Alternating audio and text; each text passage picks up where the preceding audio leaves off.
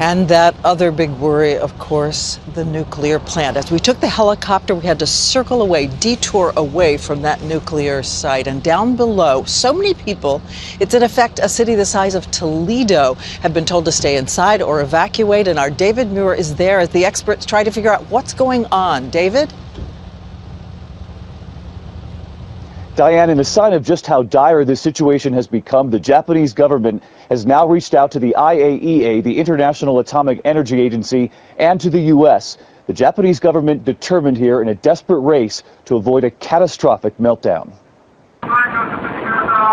Entire families who escaped the shadow of the doomed nuclear power reactors are now coming here, worried they were exposed to radiation.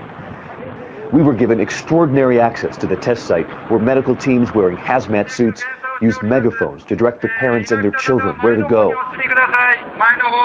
They're using Geiger counters and handheld scanners, checking everyone one by one, especially the most vulnerable, the children, scanning this little girl's hair. And there are countless young faces here. There are 3 nuclear reactors in trouble tonight at what's called the Fukushima Daiichi plant. Just 2 days ago, an explosion at Reactor 1 released radioactive material into the air. Then just yesterday, a second blast at Reactor 3, releasing more. And while dramatic, these are not the worst-case scenario. Tonight, there is growing concern over Reactor number 2 becoming dangerously overheated. Inside each of those blown-out buildings sits a fiery hot nuclear core inside a small structure. Cool water must be pumped in to avoid a disastrous meltdown. But the pumps failed in the earthquake and the tsunami, and so they've been flooding them with ocean water. That too not working. Twice today, the red-hot cores were exposed, and now real fear of a complete meltdown. Already here, trace amounts seeping out from those first 2 explosions.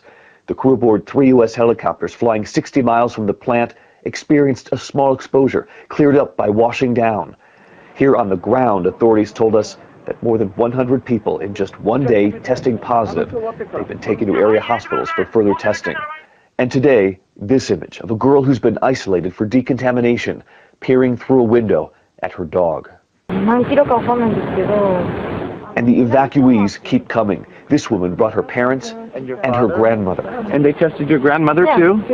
And your grandmother was okay? Okay. She's okay? Yeah. Everyone? Everyone. They tell us everyone is okay. But as we traveled the perimeter of this evacuation zone, the question now emerging, is the government here being completely forthcoming? This couple tells us they understand the government doesn't want to scare the people, but they also suspect that they are not getting the full picture. That couple told me they did not want to leave their home, but had to for food and water. We've also learned tonight that the Japanese government has distributed more than 200,000 iodine pills to stave off the effects of radiation. They say it's just a precaution, but Diane, another signal that this is a very serious situation on their hands tonight.